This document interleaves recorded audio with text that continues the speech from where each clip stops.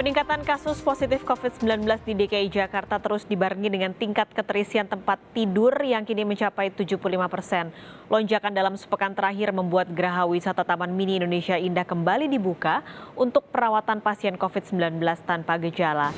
Di hari pertama dibuka, Geraha Wisata Taman Mini Indonesia Indah kedatangan pasien COVID-19 sebanyak 10 orang yang berasal dari berbagai wilayah di Jakarta. 10 pasien merupakan pasien rujukan dengan status tanpa gejala. Kepala Unit Geraha Taman Mini Indonesia Indah mengatakan Geraha Wisata Taman Mini memiliki fasilitas sebanyak 33 kamar yang dapat menampung hingga 100 pasien. Tiap kamar memiliki jumlah tempat tidur yang berbeda sehingga bisa disesuaikan untuk pasien perorangan atau pasien satu keluarga. Informasi selengkapnya kita langsung bergabung dengan jurnalis Kompas TV Irianda Mardanu. Saat ini sudah ada di Geraha Wisata TMI Jakarta.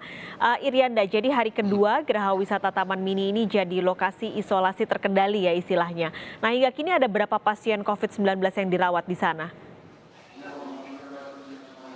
Ya kalau di paparan informasi Paskalis ini masih 10 orang seperti yang Anda sampaikan tadi. Tapi tadi saya sempat bertanya kepada pengurus yang ada di Geraha Wisata Taman Mini Indonesia Indah, memang rencananya hari ini akan kedatangan pasien OTG lagi ke Geraha Wisata di Taman Mini Indonesia Indah untuk melakukan isolasi terkendali di sini. Nah, update-nya seperti apa, informasi terbarunya akan saya tanyakan langsung kepada Kepala Unit Pengelola dari Anjungan dan Geraha Wisata dari Disparekraf DKI Jakarta, yaitu Yayang Kustiawan, yang sudah berada di samping saya. Pak Yayang, selamat siang. Siang.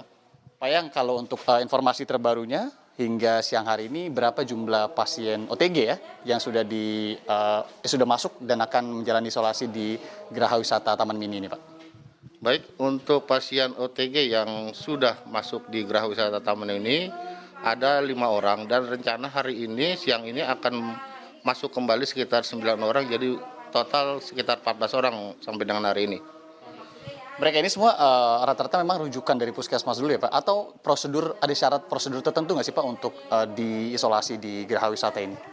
Baik, untuk prosedur pasien yang akan masuk di Geraha Wisata Taman Mini ini, mereka dapat mendaftar di RT RW setempat, kemudian pihak puskesmas akan mendata dan memeriksa pasien. Selanjutnya dirujuk ke Geraha Wisata Taman Mini ini. Oke, memang berdasarkan nanti informasi dari puskesmas dan fasilitas pelayanan kesehatan setempat ya.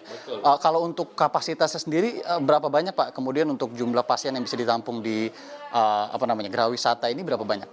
Baik, untuk kapasitas Geraha Wisata ada dengan 33 kamar, dapat menampung sekitar maksimal 100 orang pasien.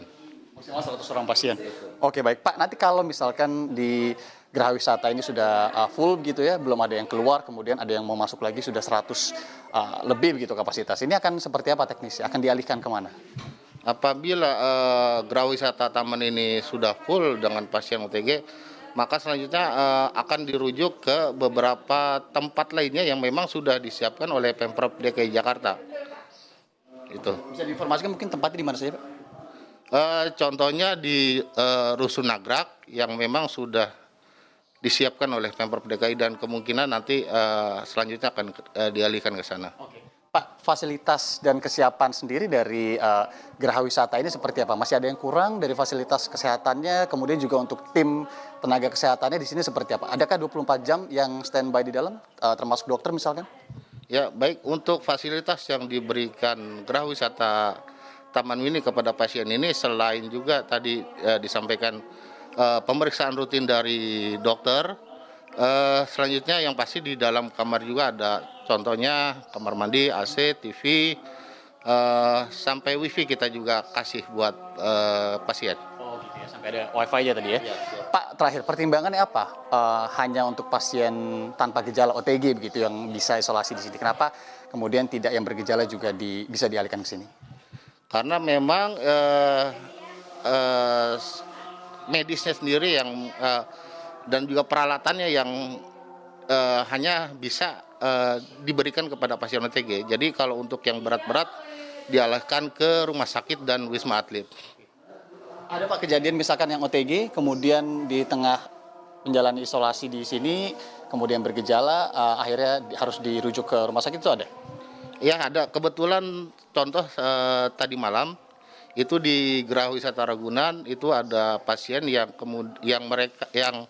dia melapor ke petugas kita merasakan sakit, kemudian dilakukan pemeriksaan oleh tim kesehatan, lalu akhirnya dirujuk ke rumah sakit.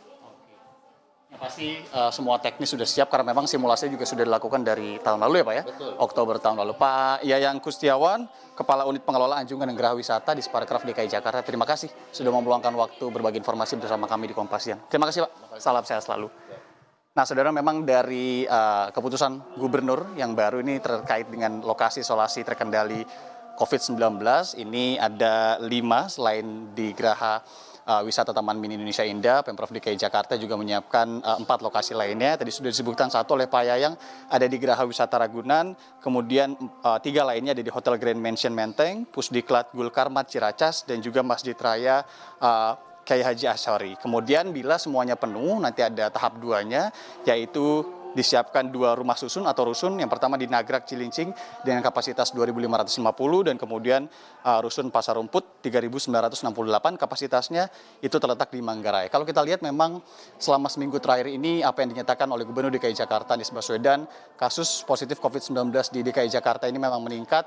Situasinya di DKI Jakarta sendiri sudah dibilang memasuki fase yang genting begitu. Kasus positif naik 50% untuk di Jakarta selama seminggu terakhir. Kemudian positivity rate-nya juga ini meningkat tajam sekali dari 9% dalam seminggu terakhir menjadi 17%, di atas ambang batas yang sudah diterapkan oleh WHO atau Organisasi Kesehatan Dunia, yaitu 5%. Otomatis bed occupancy rate-nya juga ini naik semakin tipis, sudah 75% terakhir. Kemudian juga itulah kenapa PPKM DKI ini harus kembali dilanjutkan selama 2 minggu ke depan hingga 28 Juni. Apa artinya itu semua? Artinya tentunya kita semua harus lebih menaati lagi protokol kesehatan demi segera memutus mata rantai COVID-19 walaupun vaksinasi juga terus berjalan. Paskalis. Melaporkan langsung dari Geraha Wisata Taman Mini Indonesia Indah Jakarta, Irianda Mardanus, terima kasih.